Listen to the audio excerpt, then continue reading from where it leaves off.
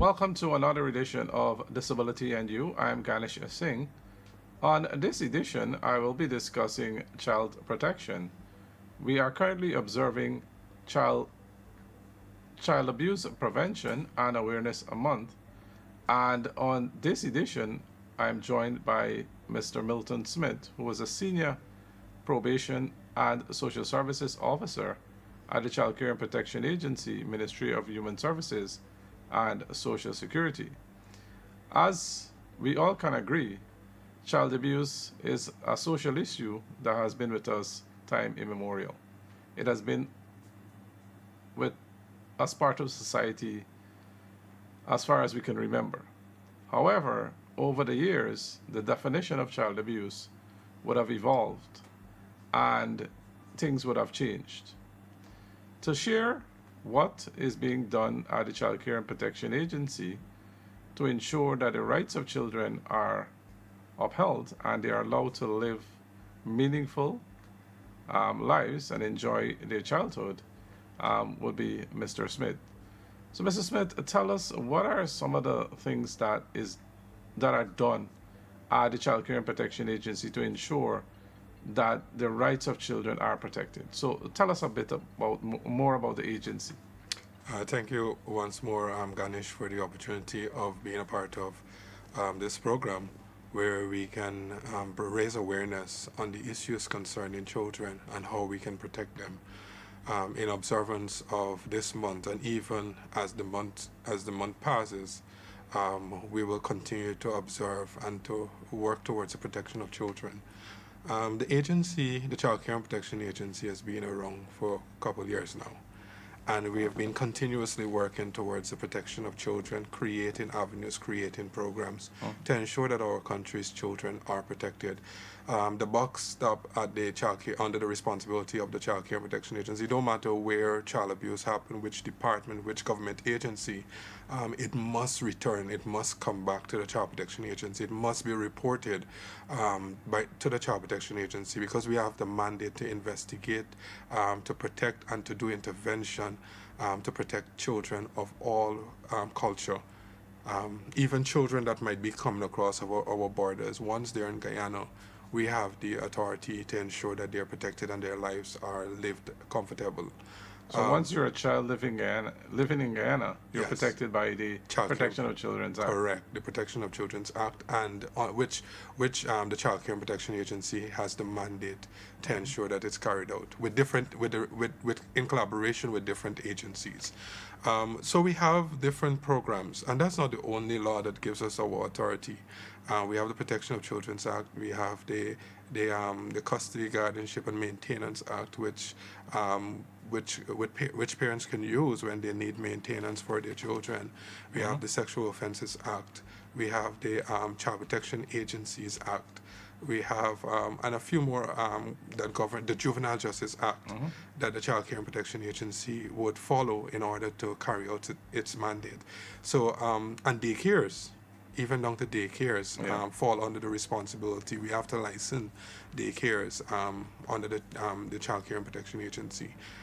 So we have it's a vast range of responsibility.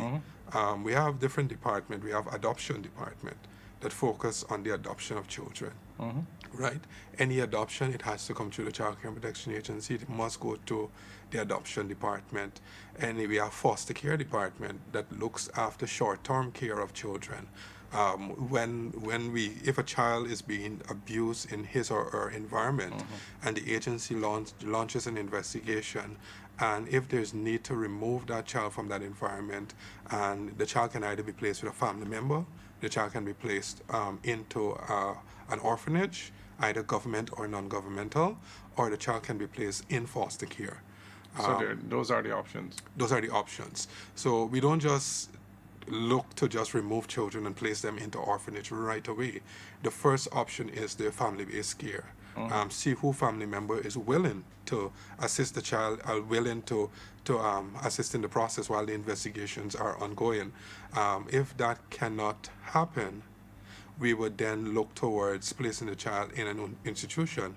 Or if we have family members, we have the foster care department That is can sometimes be stranger care, or it can be kinship care, meaning a family member who needs the assistance from the Yeah. government and can provide care for this child while the investigation. But foster care is more short-term care, right?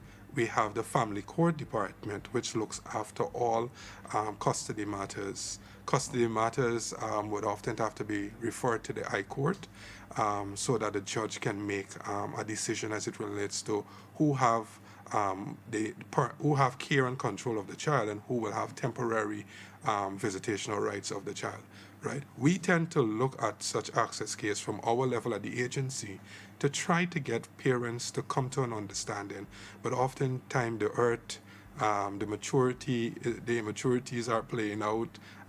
Persons are still lashing out at what one party would have done to the other, and so they're holding on to those hurts, and it moves from the child's well-being onto the parents who are dealing and addressing their hurts Exactly. with the separation, right? Go ahead. Go ahead. Go ahead. Yeah, the parents who are dealing with the hurts and the separation of the situation. And so we will try to see if we can help them to come to a mature understanding where they can co-parent. And if we find that it's proving somewhat difficult, we have to refer them to the court. And the family court, would normally send a request over to the agency for what we call a custody report. An officer will sit down with both parents and write a detailed report outlining their past, their present, and their future.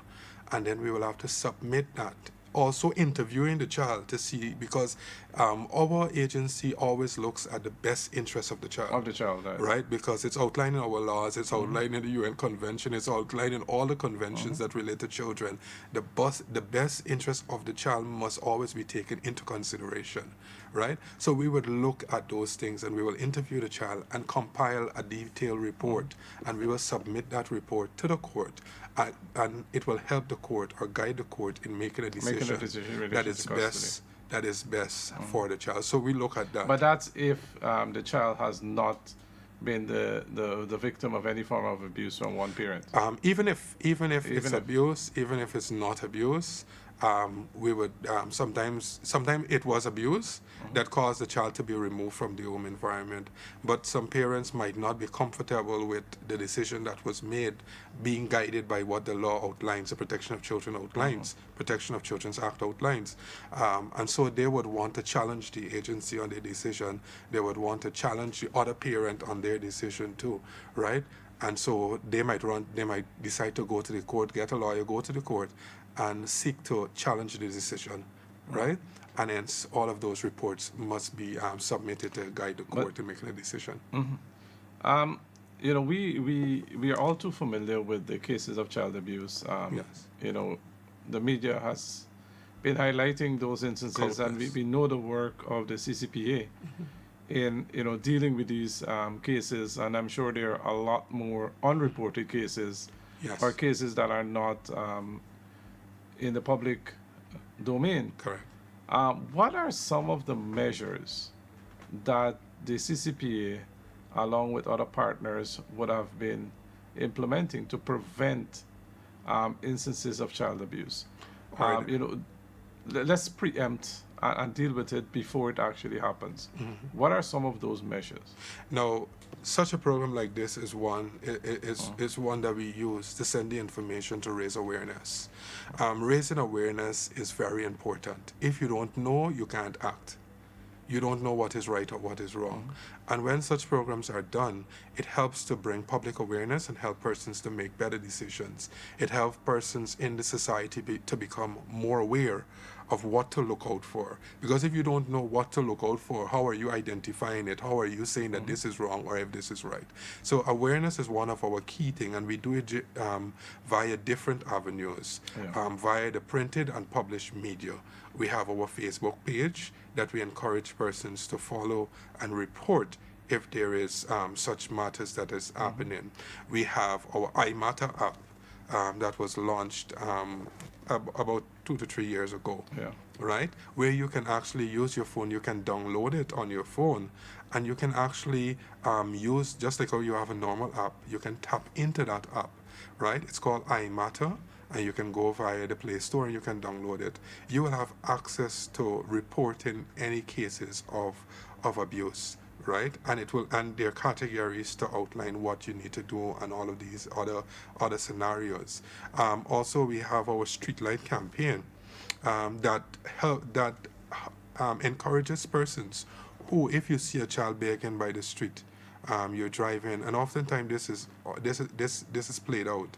Children are often used as the main source of begging, right? Because Yeah. people are more inclined to give to children when they see them at the when they keep see them at the when they see So them they're at the being used the by the car stop. adults. Yeah, they're often being used by the adults, and they would get the money and they will have to take it home to the adults to help maintaining the home. And so we ask persons if they see children by the street side begging to give us a call, and we have a response team that goes out and we check periodically. If you call us, we check periodically, and we have our regular checks that we make. We even do night checks But in the nights at certain various spots. And if we find children, we take them in, we pick them up, we make contact with their parents. If we can't get on to their parents, we would often have to keep them overnight and try to send an investigative team in the morning to try to locate the parents. but Mr. Smith, one of the underlying factors is poverty, Yes. and we know many times children or parents would send out their children to beg um, because of their socioeconomic status. Sometimes children are living in a home where there is no money. It's a single parent home, and the parent would take out their anger, take out their frustration on that child. Um, are there any measure in place or measures to help families in such situation to avoid that child becoming a victim of child abuse? All right, and there, what you're looking at there is safety nets. What safety nets we have in place? Yes. We have we have the public assistance program that was publicized, or that persons are able to access long term, which is medical and short term public assistance. You go to the department and you make an application. That's an assistance that is given via the government through the Ministry of Human Services to assist parents in financially maintaining their children. We have our difficult circumstances department that if a family is experiencing difficulties, they can go, they can either be referred or they can go to that department. It's right on Lama and E Street where our head office is, and they can go and they can share the situation with the department there, and they can be offered assistance. Or if they come through the child care, we can do up a referral with the investigation that we would have conducted, and we can seek assistance through our department to get some assistance with them. And we have assisted persons with repairing their houses, starting up small businesses to help to sustain the family, right? Or we can refer them to other agencies that do such like that provide such like assistance, like Food for the Poor, right? To help. We even have the Central Recruitment and Manpowerment Agency through the Ministry of Labor that we can refer them to. Also, we have the WIN program that we help persons to develop skills in order to So there's a clear referral pathway Yes. from CCPA that we to can these refer agencies. because it's the same ministry, right? CCPA is just a department within the ministry, and we have different departments within the ministry And even that look outside of after. that, you have a clear system of referral. Yes, there's a clear referral system. There's a process that you go. We have to call them to ensure that you go there, you get through the program, right? And the services can be provided by Excellent. the ministry. We know that child abuse is a social issue that is plaguing our society. The government, through the different agencies and even non-governmental organizations, would have been doing a lot to ensure that we can reduce the number of or the instances of child abuse, or we can prevent of them. But however, they're still there, and we all have a role to play to ensure that children can be children and they do not suffer abuse in the various forms. Mr. Smith, Yes. I want to discuss children with disabilities. You discuss, the what are some of the safety net, Correct. and what's available through those programs, and you discuss what is done, or how persons can report. But what about children with disabilities being aware, um, of their rights, being aware of what is safe, what can be considered abuse, and so on? We know that there are communication challenges, but has your agency done any work specifically to ensure that children with disabilities are targeted to ensure that they can be aware? The agency continues to work with all fractions of society, and Mm-hmm. I know we have worked with the Disability Commission, Yeah. right? Partnering with them to raise awareness in different avenues, so that we can. You see, if a child comes into the agency who is living with a disability, oftentimes we collaborate with your organization, Ganesh. Yes.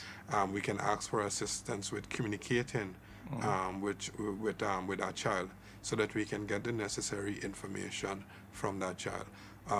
Let us use a particular case category.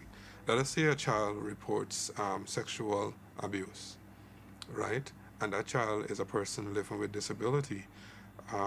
We take the initial report, and then that report is of all of our sexual cases are done through our child advocacy center, Mm-hmm. where the child only tells the story once. And that approach was taken because we found that many children were being questioned like 10 times to tell the story before they actually before something is actually done. And so, to reduce that level of trauma that children experience, we thought that, hey, let us look for an avenue where children will only tell their story once in front of everybody, and that record will be taken. Now, once that child is sent to our Child Advocacy Center, which is a program under the Child Care, there's another program that is under the Child Care Mm-hmm. and Protection Agency, right? But that program is being delivered by two non-governmental organizations, and that is ChildLink and Blossom Link. They deliver that program for the Child Care and Protection Agency, right? The child is taken to that center, and they are persons who are trained. And if the challenges is seen to communicate with the child, we look for somebody who is able to use their form of communication to reach that child's need, so that we can get the necessary information to move to the point of prosecution of the person who would have taken advantage of this child, right? So we in our work and in the administration of our work, we always try to reach the child at his or her needs, and try to get the necessary information that is needed. And those child advocacy centers, they're equipped They're to not. deal. Most of them are not on top floor, Mm-hmm. top floors. They're on bottom floors of buildings, Mm-hmm. right, where a person can easily access them, right, and they're moving towards ensuring that they incorporate every citizen of Guyana. Excellent. So they are currently systems to ensure that children with disabilities, can be taken care of, Can access can services. access the services. Yes. And Mrs. Smith, what about children with disabilities who might have to be removed from their family, and placed in probably foster care or an orphanage? Are there special orphanages, or do you have, foster families that are willing to take in children with disabilities? At this point in time, I can't recollect if we have any case that reaches our attention that require movement of a child living with disability, right? But what we will try to do is explain to the family that is taking this child the child's needs, and they would have to make a decision if they're capable of delivering the child's need. We would not just put a child with an individual who cannot reach Mm-hmm. and understand the needs that are the child's requests, and the things that the child will need to help him or her survive. So the agency will be very selective in ensuring that we have a fit-in family to take care and look after that child, to ensure that their needs are met, right? But I can't pull a case in my head at this point in time that where we had a child who is living with a disability that was removed and placed into foster care. But I must let you know that there are systems in place. Oftentimes, I know of a case where a child was had to be removed, but the child was placed with a family member. A family member. Yes, With with a family support member. from the agency. With support from the agency, was placed with a family member. Do you think, as a society, we are doing as much as we can? Because it's not all up to the CCPA. The CCPA cannot Do it alone. do it alone. Correct. And the NGOs that are working in this space cannot do it alone. The members of the public, Got to play. we the all part. have a role. Correct. Do you think, as members of society, we are doing enough to prevent child abuse within our society? Or do you think we're just, allowing it to occur, and then when it gets to that, that point when the child is suffering and can't suffer anymore, then is when we report it. But do you think we are doing enough? If this was about 5 or 6 years ago, I probably would have said not enough is not being done. But because we're 5 years ahead and there's greater level of communication, ways of getting information, apps that are being created, programs that are being developed, society awareness that is currently going out, and one such awareness, just like this program here. Yeah. But that the is ministry making is doing a lot. Yes. The And NGOs are doing it. society has taken a different approach to, we have constant reports. Like I said, if it was 5 years ago, I probably would have So you said would have seen enough. an increase in the volume of Yes, reports. we have seen the increase. Persons are reporting. Persons are calling us. If they see a child on the street, they call us. If they see something that requires our attention, even though it might not be at that point in time alarming, they inform us, because we're the ones who have to go out and investigate the nature of the case to decide, because all cases are treated as an allegation. Yes. The agency has to investigate it to see the grounds and see if it breaches the child's rights, and then we intervene. Right. So, like I said, there's greater amount of community participation in the protection of children and in reporting matters of child abuse. And based on your opinion, working in this field, I assume for a number of years, do you think this greater level of awareness and the active role members of society are currently playing is helping to prevent cases of child abuse? Yes, it is. It is. It is really helping to create that protective barriers for children, so that so that they don't have to grow up in an abusive environment. It is really helping. But like I said, there is always more that can be done. Definitely. Right. There's always more that our society can do. Right. And so we're encouraging persons, even at this point in time, we're encouraging persons to do more.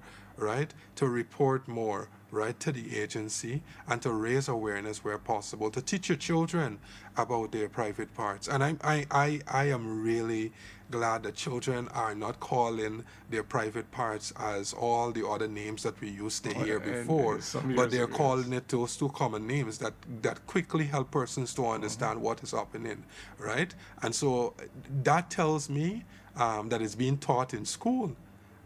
We go to school, we do awareness with children, and children are more open. So that is at something times. the ministry, your agency also conduct awareness Yes, within schools? yes, we go to schools, we do awareness on bullying, we do awareness on child abuse, we do work with the teachers. When the teachers have their training sessions, we are invited oftentimes to do that level of awareness with the teachers to help them to understand how to identify abuse, how to identify certain things. A child coming in your class, and oftentimes the school is the after the home, the school and the churches are the second contact for That is so for a family. The mosque and the temple, those are common places that families visit, and so we try to do work with those those places that have a constant contact with the family, right, and raise awareness there. So we do work with churches, mosques, we do work with temples, we do work with the schools at all level, right? To create that That barrier level of that protect, awareness. correct, for children. But what about some, let's say, the more rural parts of Guyana where, you know, persons are, let's say, reluctant to get the state involved? You know, they say it's a family matter, just leave it as is. Or, you know, they want to protect because, you know, sometimes you have close knit communities. They want to protect that perpetrator. Um, do you guys get into those rural parts of the country? I'm glad that you asked that question, Ganesh, because only recently I was working in the interior location, Region 8, and I worked in Region 1 and I worked in Region 2, right? So I had the opportunity of going to places like Baramito, Machus Ridge, Arakaka, Port Kaituma, Mabaruma, right? All of these different communities I was able to go to and spread awareness and help persons to become more aware in Region 1, right? And help families to report abuse. We have officers in those different regions, those different parts of Region 1 that works there, right? But there's there because of those all those communities are far apart, right? We oftentimes try to incorporate community volunteers, and there's the CAN program that was launched by our ministry, Yeah. which is a community action network, and we're currently training persons via the community action network. There was a manual that was created, and persons are able to volunteer and be trained as community action persons. They're trained with in all the areas of the ministry provides, so that they now, in going back to their community, can be an eye and an ear for the ministry and report it back, right? That program is being delivered by Dr. Husbands, who is in charge of the 914, the 914 hotline.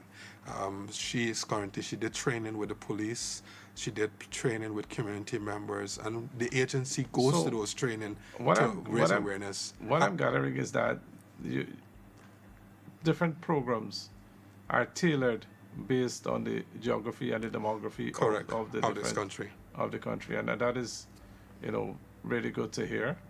Mr. Smith, I want to thank you. But is there anything final that you want to Yeah. share? So Region 8, there's one of our officers, but I recently came from I region during this year. The last year was my last time in Region 8. There's a new officer that took over Region 8, and he's working extensively in that area. We would have visited most of those communities, but there's still areas to visit to raise that level of awareness to help persons to understand that the way you used to do things in relation to children, it is not, even though it might be considered custom and it might be considered culture, it is wrong.